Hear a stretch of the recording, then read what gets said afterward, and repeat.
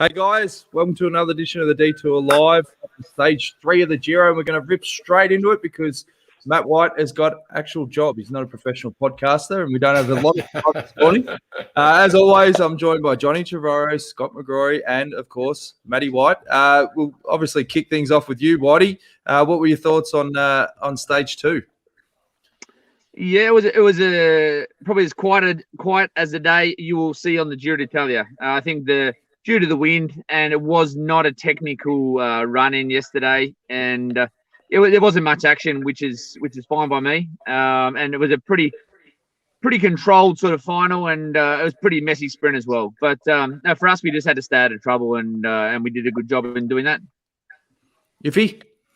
Well, I was going to say, it was a little bit more of a chaotic finish, as Caleb Ewan predicted, because you're looking at it from GC's point of view. There were no problems, but for the sprinters, there was a lot of roundabouts, and that put a lot of pressure on. Went from fairly wide roads to narrow roads, and they were all over the bloody place. But well, if you look at the final there, Johnny, the teams who are controlling the final were the GC teams, not even the sprint teams, and it wasn't until really late.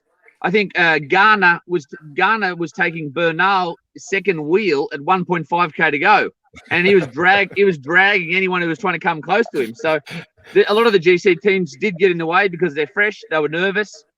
We took a little bit of a sit back and sat in a safer place, but it was a pretty chaotic sprint because it was so straightforward until that last kilometre and a half. What do you with Caleb? I mean, he just never seemed to be far enough up. He always just was that 10 or 20 places back, too far back. Yeah, look, I think traditionally Caleb sometimes does take a stage or two to get going. He's had a quite limited race program this year as well. Obviously missing all of the Australian summer. So I don't know his exact race days, but he'd be at least 10 to 12 race days behind a normal year, and he'll build into it. I don't know. Roger Klug is obviously the man he relies on the heaviest in the final there, and it was quite easy to get lost. And he'll be back maybe today even. But I think today's probably a little bit too well, depending on what the weather finally dishes up for us. It could be a little bit too hard for the pure sprinters today. Hey, Whitey, were you surprised that the UCI asked Fernando Gaviria to do an in-race test of the new barrier system? Because it went well, obviously. Lean across the barriers, slid along them, so that, you R&D, make sure you test it while you're in the race. It was perfect, wasn't it? It did. It just shows that the new barricades are working, and that I dare say there would have been a fair bit of discussion at the dinner table there between his lead-out guy. But if you look at that, Gaviria did go through. He went through the easy way, which was the dangerous way on the barricade. He didn't have to take that option. And look, I feel sorry for his lead-out guy. I would have felt a lot more sorry if he'd put him over the barricades. But it turned out all right in the end. But it was just shows the bike skills. Just shows the skills of some of those sprinters to hold it up at that speed, rubbing against the barricade so close to the finish, doesn't it? They're both Colombian, but they obviously don't speak the same language because there's something missing there for sure. Got their lefts and their rights mixed up. But he also took his hand off the bars. When you look at it closely, just as he realised he was going to fall onto the barriers, he took his hand off the bars, so he wasn't going to get his hand caught sliding along. So incredible sense of awareness, and then to pop it back up again. So, but he must have clipped his hand too, because if you actually look after it, he starts shaking the hand. So he must have actually just clipped it as he pulled it off, because he's actually shaking the hand. You see, not of his lead-out man. Speaking of his hands, he wasn't wearing any gloves. Now, Whitey, that's got to be OH&S. You can't send riders out with no gloves. Mate, they all have them. They all get given multiple packets of them at the start of the year, mate. I don't get a sprinter not wearing gloves. I don't get that at all. I get maybe his sensation. He likes the feel of wearing no gloves, but it's a dangerous one if you touch down, isn't it? Like the gloves can save you, and no one can race, especially a sprinter, if you've got skinned palms. That's for sure. So it's a personal. I remember, Tom Boonen used to race through Paris-Roubaix with no gloves on. Talk about crazy. But it's a tough guy, eh? Yeah, come on, eh? Hey, what are your thoughts for stage 3? We can see in the background it looks a bit overcast there, and if you've got wet conditions, I mean that adds obviously a scarier element to the stage. It does. The descents are very they're quite technical. They come in quite fast succession there, and even though the last climb is not categorized, it's a tough one. It's got a ramp in there above 14%. Might only be for a couple of 100 meters, but the terrain from that last climb to the finish is not straightforward neither. So I see in the total dry, which actually we had a lot of rain last night, and it we may be lucky, but if it is wet at all, that will be a very technical final. One, because everybody is still so fresh. Two, that last climb does provide a very good launching pad for people who are looking at taking the jersey or some time, and it might not be a day that someone wins the Giro, but we've got to be on full alert that Simon gets through and really has an awareness of what his rivals are doing in that final. It looks like a Peter Sagan day to me. Yeah, look, 5 years ago you would not have bet against him, but 5 years ago he wasn't riding the Giro either. But I wouldn't even be surprised to see Evenepoel or someone like that launch on that last climb. I would not be surprised to see Evenepoel launch. And look, he was going for a bonus second yesterday, so he's got a clear intent to take the jersey, if not today, tomorrow on the first mountain stage of the race. Actually, I wanted to ask you about that, Whitey. I found that fascinating. You know, that second sprint for the 3, 2, and 1 time bonuses, to see Ineos leading out Evenepoel and then Garner coming past and rolling him on the other side. It just seemed weird.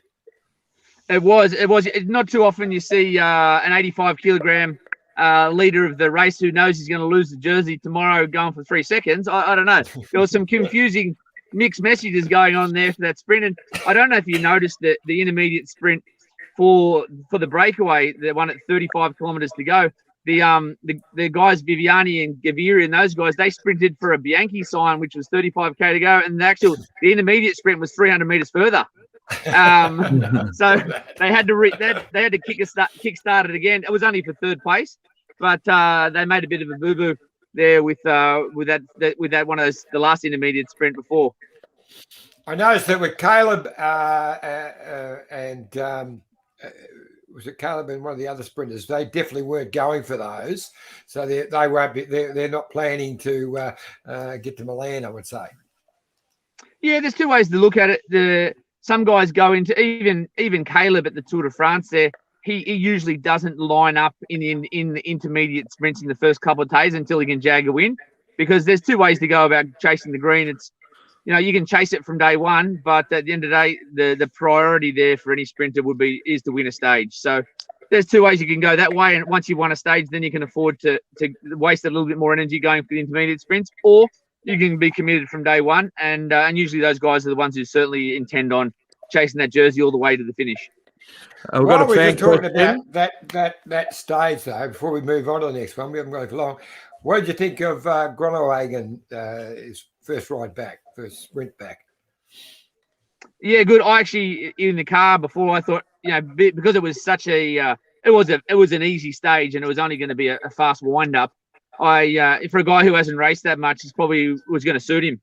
So I was quite curious to see how he lined up. And look, he lacks a little bit of race rhythm for a sprinter, but at the end of the day, he shows he's look. They wouldn't have sent him here unless he had good enough condition that he was happy for, and because his original plan was to start in Tour of Hungary, which is next week. And so obviously they could see the numbers. They knew how he was going in training, and they saw that he was at a level that he could be very competitive at the Giro at his first race in 9 months, and he was. We've got a couple of questions for you from fans before we let you go as well. Ben Jensen says, if this is live, which it is, ask White if he can sign up Sam Bennett or Yo Almeida. I would love to. I would love to. Sam Bennett, I think Patrick Lefevre is pretty keen on keeping one of the world's best sprinters exactly where he is. And João Almeida, well, we know he's leaving. He's going somewhere else. I've heard a few stories where, but unfortunately he won't be joining us. And look, we've got enough GC guys at the moment at that level. Joel would be looking for sole leadership, I think, wherever he goes. And that's why he's leaving Quickstep, I would think, because Evan Poole, they're going to build a team around him for the next 5 years. And it would be interesting where he ends up, but unfortunately, he won't be with us. And you've been busy, Whitey, so you haven't seen some of the scuttlebutt going around. But evidently, I've seen it. I just try not to pay too much attention to it. Sam Bennett evidently is going back to Bora next year. Yep. Now that was I heard that, and Lefebvre actually came out and said it. Yeah, no, that could be true. And I think I saw Elvis yesterday at the start as well. now before you jump in again, Johnny, we've got another fan question. Whitey, when do you think is the first opportunity to take some time on GC? Well, whether we take time, we have tomorrow. Well, tomorrow is definitely the first GC showdown. There's no ifs or buts there. It's a really tough final tomorrow. We've had a look at it, and so yeah. Today, if there's gaps, it'll be because people have lost the wheel in the wet, or something's happened. The terrain is not going to sort out any GC gaps today. It'll be more so mistakes or because of the wet. But tomorrow, the weather prediction is for torrential rain and cold, and it is a very, very tough mountain stage. So we are going to see gaps tomorrow. And look, Simon obviously is in good shape. But look, our big picture goal is to try to win the Giro. But if we can take time here or there or win a stage in his first week, yeah, sure, we'll take it. But the priority for us is riding in a conservative way that especially gives Simon as fresh a legs as possible for when it's going to really matter, and that is the tail end of this race. Scooter? I've got a very important question for you, Whitey. Biella, where you're starting today, is actually the founding town of Zegna, high-end fashion Italian clothing, and also where Cerruti was also founded a long time ago.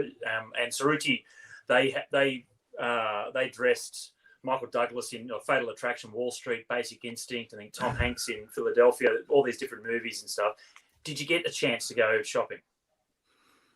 Did not. I did see a factory outlet store down the road, but due to our COVID restrictions, I did not get a chance to or allowed to go shopping yesterday after the stage, Scotty. Missed opportunity.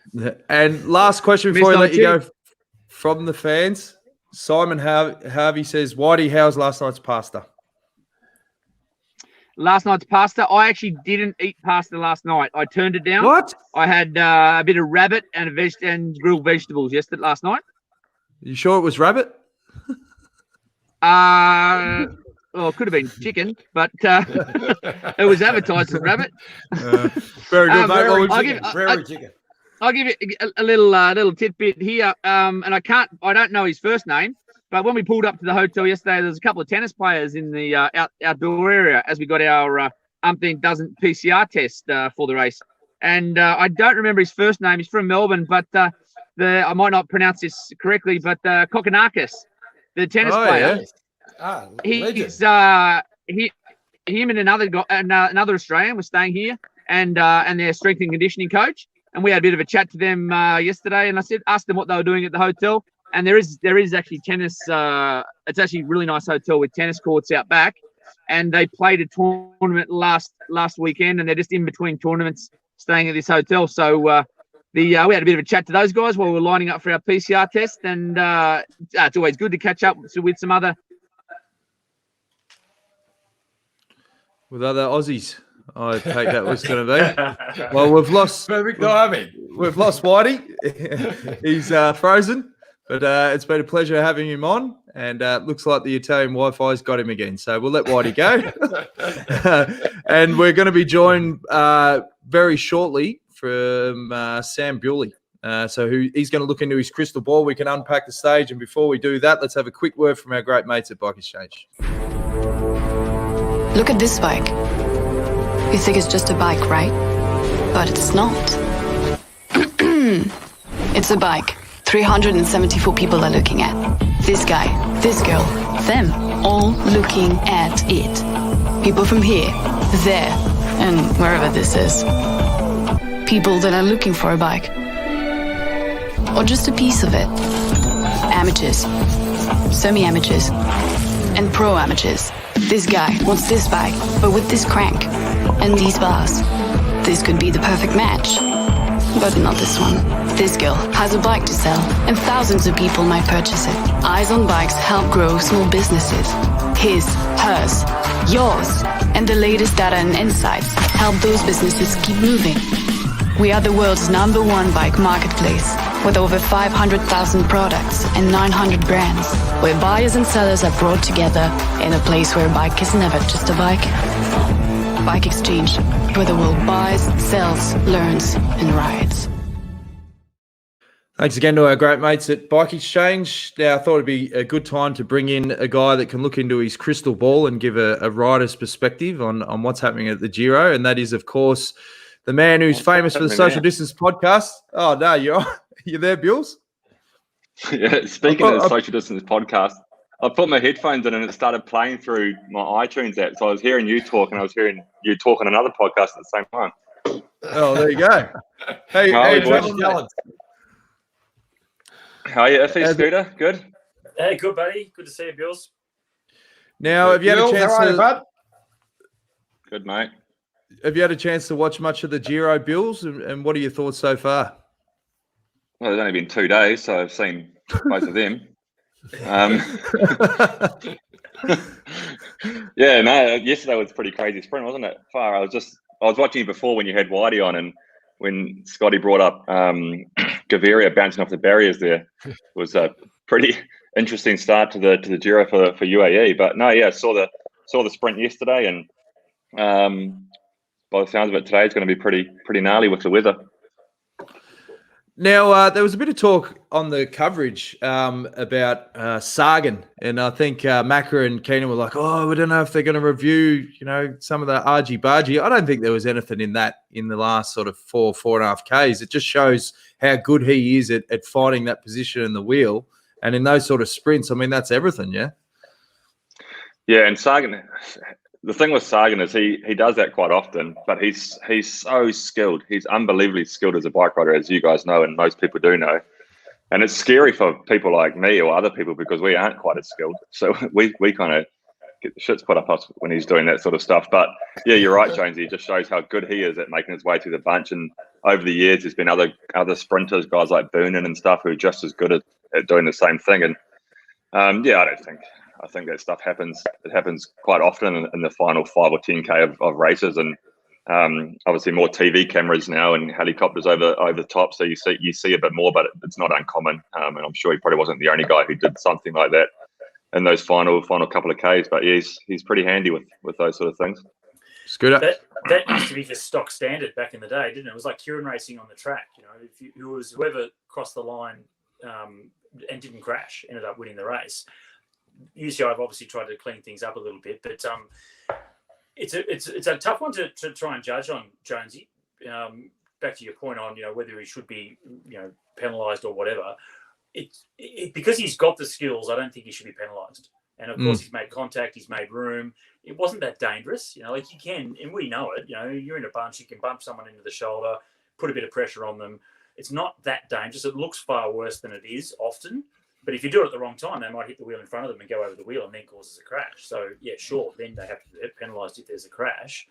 But I think that sort of stuff that Peter did yesterday looked worse than it really is. And I'd hate to see guys that have those sorts of skills or race nous, get sanitised too much. I think we've gone down that path anyway, the whole super tuck thing and, taking that out of racing, all those sorts of things. It's just over-sanitising the sport to a lot of degree.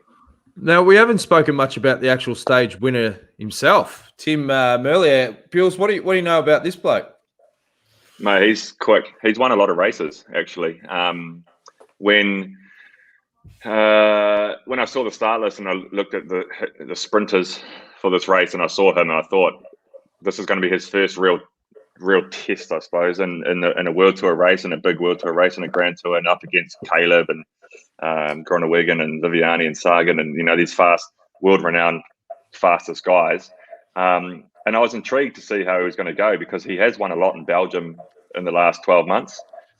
He's won almost, every time he lines up in those Belgian races, he almost wins them all. He is obviously super quick, and obviously first stage he showed them all a clean set of wheels. So obviously we saw in the final there that Caleb was pretty far back. He didn't get a very clean run into the finish and put him in a position where he wasn't even able to contest it effectively. So it'll be interesting to see in another day down the line when Caleb does get a good run, how he lines up against him. But yeah, clearly a very quick guy. What impressed me with him, Bjorns, was that he hit out. It was even just before 250. It was, he didn't hesitate. Whereas I thought Viviani probably blew his chances by hesitating, but Tim just went. 270, I reckon it was, and they didn't look like getting by him. No, and I think he's probably used to. He's obviously super quick himself, but and he has had a lot of opportunities to win races, which he has done, like I say. But he's also had races where he's had to lead out guys like Van der Poel, for example. So he's obviously pretty conditioned to doing long sprints as well, and that's what he did yesterday. I feel like you say, and he just didn't slow down. He got quicker and quicker and quicker. And those two guys behind him, Nizzolo and Groenewegen there, they couldn't even come off the wheel. They tried, and they just went straight back onto it. So he can clearly do a long sprint and clearly do a fast sprint. So I think he's not going to be easy. It's not going to be a one-off, I don't think. I'm sure the sprinters will be taking him pretty seriously for all the other sprint stages coming up. Bills, he's 28, and this season's been fantastic. And okay, he's riding for a pro Conti team. They're getting a lot of starts because of Matthew Van der Poel in that team. But the team itself behind him, it's kind of like Bora. When they first sort of kicked off, it was Sagan winning everything, and the rest of the team didn't do much. But Alpecin, Phoenix, and now they've got riders that are winning races that are not just for Matthew, and some riders that are there to help Matthew right down towards the end as well. At 28, why is it taking him this long? Do you know any background as to why he wasn't, the speed he's showing? He must have been that quick at 23, 24, 25 as well. Yeah, it's a good point. And typically as a sprinter, you're faster when you're younger, aren't you? So I don't know. I don't know his background. No, I've only seen his name pop up in the last couple of years. I don't know whether he came from another discipline or I don't know actually anything about him. But you're right. Yeah, 28 years old. I didn't know he was even that old. I thought he must have been a young guy. And yeah, often these sprinters are winning when they're 22, 23, and they get a little bit slower as they get older. So yeah, I don't know, but he's left his run late, I suppose, but he's doing all right. He won the Belgian national road title just in 2019, but evidently I only know this guy. I Googled him. He has got a background in cross, so it's like 3 or 4 years in cross. Well, there you go. That answers it. Yeah. Hey, Bills, how much harder is modern day cycling for these sprint trains, given that the GC teams are so powerful and blocking up the traditional lineouts with sort of 3-4K to go? Yeah, it's tricky. Like I think it can. I know there's always been an argument of the GC guys. Like it would be nice if the GC teams got out of the way at a certain point in the finish there.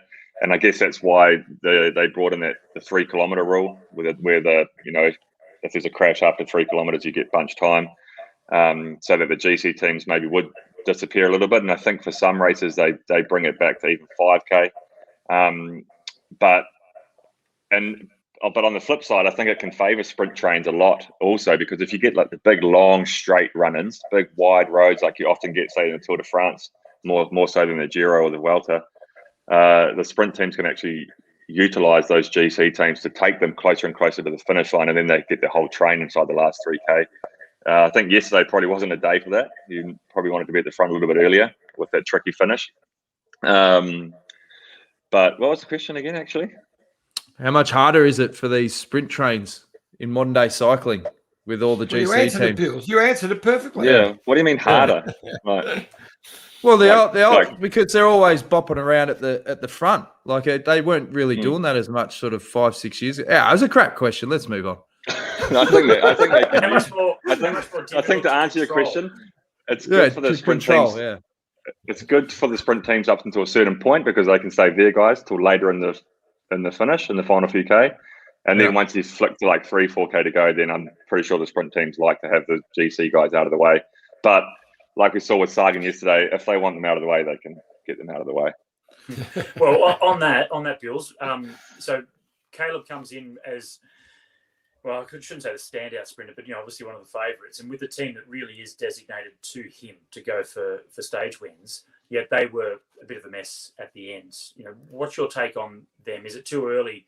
Are they just trying to get their system right? Was it just too tricky a finish? Did they go too early? Or is everybody going to keep looking to Lotto as soon as whenever it's going to be a flat finish? Is that going to be a challenge for them? I think what's tricky in yesterday's final was they were all together, and that's obviously how you need to be when you're doing a lead out. You want to be in the line, but when it gets really technical or narrow, like it did in the final 3 or 4K yesterday, it's actually quite hard to get a whole team through to the front at the same time. So often in those situations, it's better to pair off or to sort of do your own thing and just basically plan to meet at the front at a certain point. I don't know what their plan was, obviously, but you might say, let's look at 3K, we're all meeting at the front, and you've got to find your own way there, because it is easy to get through by yourself or with only one other guy. If you try to get through with 6 or 7 guys, there's often not enough room, and that was the case yesterday. And I mean, they were all together and they looked pretty good up until about 5K to go, and then at that point it started to look, oh, you're a bit too far back, and then the road narrowed, the road got tricky, and there was just no space for them to come as a group. So I think yesterday would have been better. Not being a sprinter myself, but probably better to be at the front a little bit earlier, like some of those other teams were, or maybe just to try to find a way through. And that's one thing that you take your hat off to Caleb. He has so much faith in his lead out guys and so much faith in his team that he doesn't leave their wheel. And sometimes he ends up in situations like he did yesterday because they can't get through. But if he does, when they do get through, he knows they're going to deliver him, and 9 times out of 10 he wins once in that position.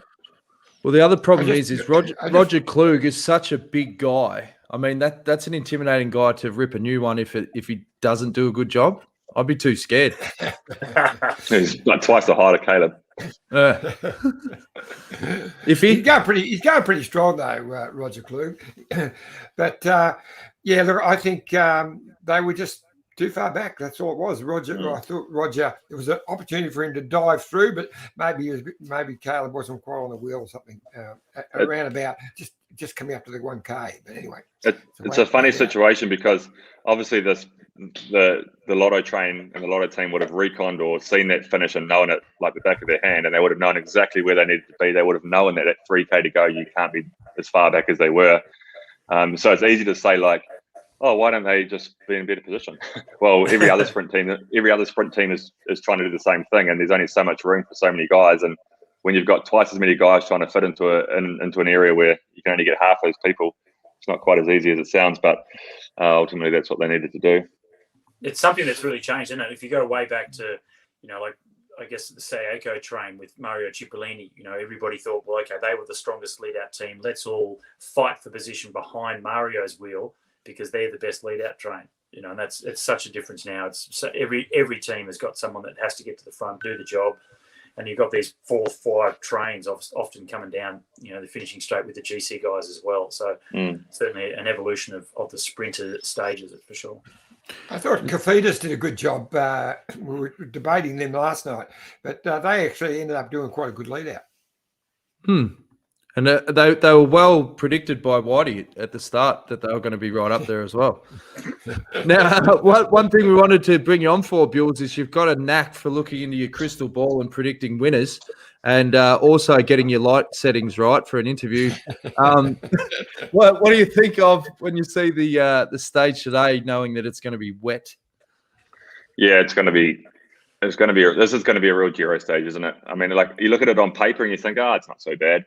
But then that's from looking at the profile. But when you look at the map, it's really tricky. It's small roads, it's super twisty. It's all through the vineyards there. So as most places around the world, vineyard areas have pretty small roads. So very tricky. And then obviously, like you say, Jones, it's wet. So that brings a whole new stress. You're only 3 days into the Giro, and GC guides are all sort of there or thereabouts together. And they don't want to be risking losing even a handful of seconds, or they don't want to be caught up in crashes or crashing themselves. So it brings a whole new stress in. And then you get the guys that can win the stage also, them and their teams up there bopping around. So yeah, it's going to be a very, very stressful stage. I think it's going to be pretty action-packed in the final 30K there. And it will be interesting to see how it plays out. If you were the DS for Bike Exchange, would you tell them to rip it, make it hard, and drop the sprinters? Or actually, there'd be no point in doing that. If you had if you had Sagan on your team, you would. Yeah, so mate, I'm not on today. The only reason the team would be wanting to drop the sprinters is if they want to line up the stage. But I think that ultimately the goal for Team Bike Exchange today is getting Simon through as safely as possible, and that's going to mean that some guys are going to have to use energy. You know, guys like Hippie and those sort of guys. They're going to be on the tools today pretty heavily to make sure Simon is in good position, and they're going to have to use some energy to do that, which is why they're there. But ultimately, the goal is just to get Simon through safely and to get through a stage like this safely. I mean, those climbs are no problem for Simon, and so they just need to get through safely, and that means right in the front. So it's going to be, and that's what brings stress, because every other GC team is thinking the same. So do you reckon Sagan? To me, it looks like a Sagan day today. Do you reckon that Bora and Sagan and blokes like Ulisse would be really trying to put the pressure, especially at that last little climb, to get rid of the Calebs and Groenewegans? Yeah, I think so. I mean, if this stage was 3 or 4 years ago, you'd almost wouldn't do it. You just give Sagan the victory, wouldn't you? But you know, these days there's a few other guys that can probably challenge him today, but I think it is a stage that sees Peter Sagan all over it. I also read an article not long ago. When I say not long ago, I just mean about 5 minutes ago, about Alberto Bettiol. He wants to have a crack today. Italian guy in good form. He wants to take the leader's jersey. So, you know, they're going to have teams like Bora, EF.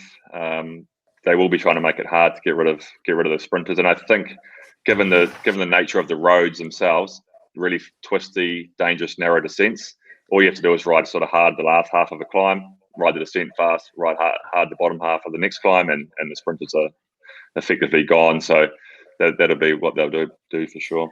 What about another New Zealander in Paddy Bevan? I did think about Paddy. Yeah, and the way he was riding in Romandy, he was getting to the finish of much harder stages than this. So I was having a look through the start list just before I came on here, and actually I saw Paddy's name, and I think a very good stage for Paddy. A very good stage for Paddy. Obviously, yeah, Sagan is probably the favourite and guys like that, but I think for sure Paddy has a chance to be out there, and he's in red hot form at the moment. So I hope so. I'd love to see that. Did you hear what actually happened to Paddy in the prologue? I thought he would be right in the mix with his current form, but he was well down in the prologue. I reckon something must have happened to him. Yeah, I don't know. I mean, I guess it's the first stage of the Giro, and everyone's going pretty quick. I think they don't necessarily have the fastest equipment either, that team. You know, if you see the top 10, it was basically Jumbo and Quickstep. And, you know, both those teams have pretty fast bikes. And I think, yeah, the bikes that they're riding aren't the fastest time trial bikes. But who knows? Yeah, I mean, it could be anything. It could come down to going around the corners a bit too slow. And, you know, and when it's only a 9-minute effort, if you give away 2 seconds on every corner, all of a sudden you've lost 15 places. So I don't know. I haven't spoken to Paddy about it. But, yeah, I agree with you. I was sort of picking him as a top five contender. Paddy, I was going to say, Pat was, because he won the National Road Series here in Australia before he went on to be a pro, and you know, this Giro stage tomorrow looks like it might be, you know, at least as difficult as some of the NRS races here in Australia. So he should be right up for it. Yeah. Hey, Bills, you were saying obviously the wet stages add that element of stress. How do you go on a Grand Tour when it is wet and you are going down these descents at these ridiculous speeds? I mean, can you literally feel your heart rate go, or is it one of those things where you can't overthink it? Yeah, you don't overthink it. It's like doing a bunch sprint at the same time. Like you literally do switch off, or you compartmentalize. Is that the right word? Yes. What you're doing, and you do. If people talk about tunnel vision, and that's effectively what happens. Like when we're going down those wet descents, like half the time, when you're going slow, or when you're like midway through a stage, or the descents of no real effect on the race, is when you start thinking about it, and that's when you go down the descents a bit more cautiously. But when you're racing, you literally you're not thinking about it, and that's probably why we crash. But you get tunnel vision, and you get adrenaline, and all you start thinking about is I need to be here, I need to be here, I need to be here, and that's what happens in bunch sprints. That's what happens on wet descents. That's what happens on fast descents, especially when you're racing in the final, which will be the case today. How'd you go, Iffy, back in the day? Just ducking and weaving, mate. Johnny was one of the more skillful riders. I never used to wear mitts. I didn't like wearing mitts, but then I didn't fall off either. I used to knock them down. I didn't fall off myself. Oh, you're just a bloody superstar, mate. Hey, this Bills, what's your take on Evenepoel? Like, he was up there contesting for the intermediate sprints. A lot of the traditional GC riders about conserving your energy and so forth. Looks like he's just going to absolutely try and rip this Giro. Oh, I didn't see that. I only saw the last 9K yesterday, so I didn't realise that. But maybe he's close to the jersey, isn't he? So he probably knows that that either him or Joe Almeida will be the first.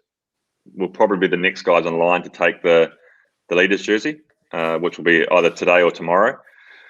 Once because there's only Gunner and Affini in front of them, which will be they're going to lose time.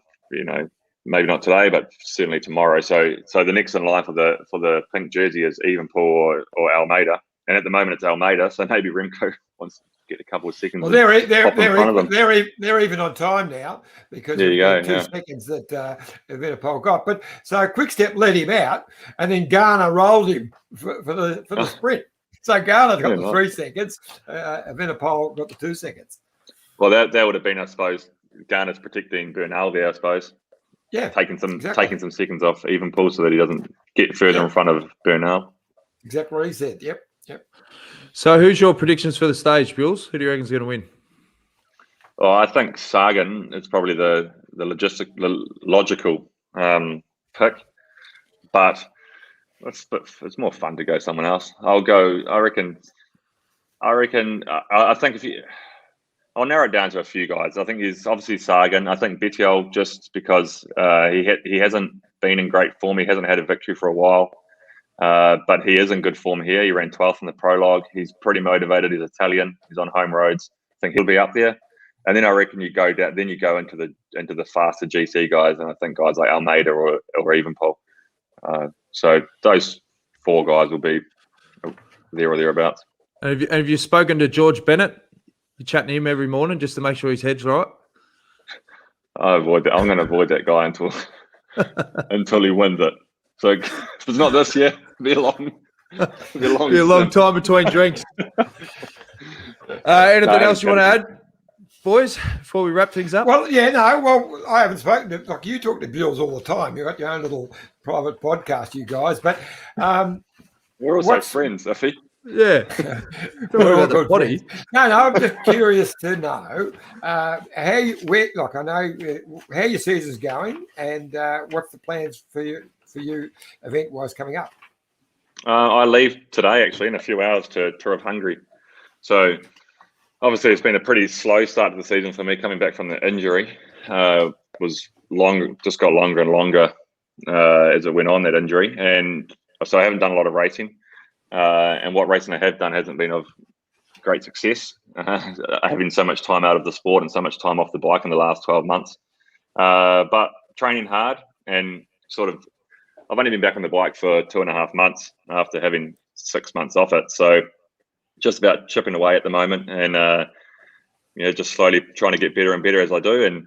And I go to Tour of Hungary today, which will be a great race, good opportunity to ride through and find some form. And also we've got a couple of opportunities there with some sprint stages with Caden Groves and then Damien Housen for the overall. So looking forward to there and getting 5 days of racing in and hopefully with some success for the team. So who is the team Bike Exchange squad? You named 3 of them. What's the whole team for Hungary? Then there's us 3, and then there's Barnabas, the young Hungarian dude in our team. Alexander Konachev, another young guy, and Kevin Colleoni, who's a first year with us, young Italian climber. So he'll be there to support Damo in the hilly stage. Bills, did you in that the time off the road bike, out on the roads, I guess, on the home trainer? doing lots of that stuff? Is that something you don't mind doing, or is it a chore? It's a chore, yeah, for sure. But it's a necessary chore. But I did a lot of stuff off the bike actually. I tried to do, basically my goal for those months off the bike was to do 20-hour weeks, 20-hour weeks of exercise. So I was trying to do half of that on the bike and half of that either running or hiking or in the gym and things like that. And I did some bigger weeks. I even did a couple of 7-hour days, which I split up into 5 different sessions, which were quite fun actually. So I'd do like a couple of hours on the bike and then a 3-hour hike and then back another couple of hours on the bike and then an evening run or something like that. So I was doing as much as I could, doing as best as I could. But ultimately, when you're not on the road, it's not quite the same. And when I did start on the road, I was actually really happy with how I was going, and I still am happy with how I'm going. I switched across to the cross training across to the bike pretty easily and pretty quickly, and I felt fit and I felt strong. I'm just lacking the race intensity, so that's just what's taking its time to come back. And like I say, hopefully these 5 days at Tour of Hungary will go a long way into switching into that gear. How many races does it normally take, Bewls, to feel like you are getting a lot of that form sort of back in your legs? I think typically after an off season, I can, if I do the Australian summer, or typically I would do Cadel Evans and the Sun Tour, Jayco Hero Sun Tour, and then after those races, you already hit Europe pretty race ready. So yeah, 10 days or something like that. But that's only with having 2.5 months off racing, whereas I've had near on 10 months off it, not to mention the lockdown before that. So it's been a long 12 months of not a lot of racing and a lot of time off the road. So it's taken a little bit longer, but hopefully by the end of Tour of Hungary, I'll be heading in the right direction because I have been training well. Just need to find that race rhythm again. We've got a fan question. John Stevens says, yesterday you proposed the adoption of a salary cap with teams, riders, sponsors and owners based in numerous different countries. It would be almost impossible to police. What do you think of the idea of a salary cap, Bewls? Having the team go, nah, mate, we have to trim you 30% to fit you in. I like the salary cap idea. I think I did watch the show yesterday, and what Whitey said made good points about the North American sports and stuff. I think there's things that need to happen before a salary cap would work. I.e., we need to have a bite of the cookie when it comes to TV rights and things like that, to try to bump the budgets up a bit, try to even the budgets out a little bit. So there's certain things that would need to happen before a salary cap could even be talked about. And as it seems that it's not going to be easy to get a bite of that cookie. So yeah, it's a long road to the salary cap, I think. And we've got another great fan comment here. That's from Wendy Superfan. My internet's playing up. Keep losing you. Hey, I don't know what you want us to do there, Wendy. Hello, Wendy. We love you. Hey, to John's point, that is the biggest hurdle around the salary cap. That's clear. With every team registered in different countries, different tax regulations. It would be the big challenge. I think you need all the teams to then register through some other entity, perhaps in Switzerland or whatever, or through the ECI some other way. But I think there'd be so many ways around a salary cap because of the different countries. So can't they? I don't understand, because can't they just say, okay, all right, the salary cap's 15 million euro for all the teams. What difference does it make if you register brown paper bags, mate? Brown paper bags. Yeah. So if you're Egan Bernal, they could say that, yeah, we're paying him in the UK. Here's his contract. Here it is, proof. This is the tax he's paying in the UK, and it's a million euros. But then they're also then paying directly to another company in Colombia another million to keep him on board. So you need to be through one, like that's where the American system works.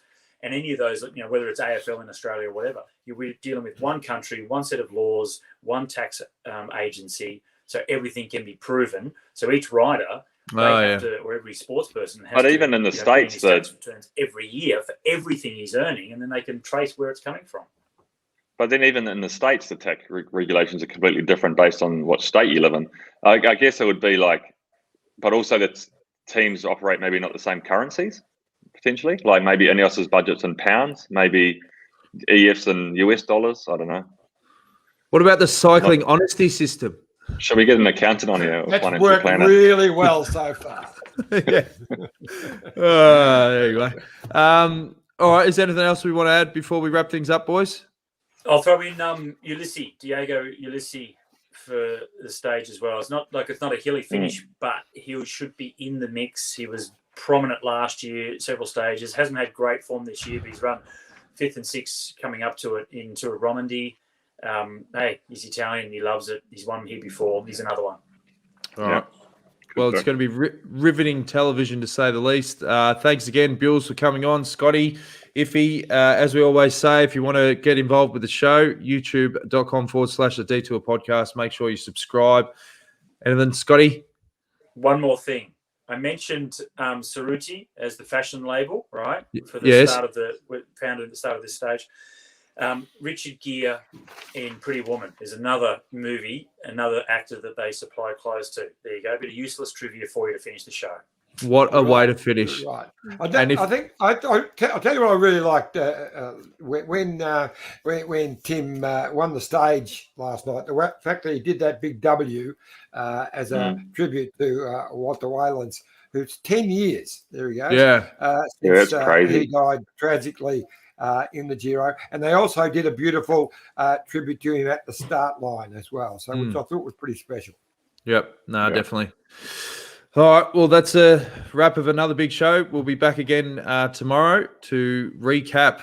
Hopefully, fingers crossed, everything goes well for Team Bike Exchange, George Bennett, and your tips get up. Peter Sagan, Ulysses, and who'd you say, Bills? I said 4 people. Oh, yeah. So. You hedged your bets. Well, I actually said Sagan. Diversify, mate. Diversify. Ulysses right at the start. But I still won't completely count out Caleb because, if they don't get it quite right, the attacking's, Caleb gets over a hill pretty well and he'll be angry. So he's still in with a chance. Okay. Well, he attacked on the Poggio this year, so yeah, he was brilliant. He was very good, wasn't he? I mentioned the winner of this stage yesterday, actually. Who's that? I'll tell you tomorrow. All right. Fourth attempt to wrap the show up. This one's final. Thanks for tuning in, guys. We'll see you again tomorrow. See you guys. there you go.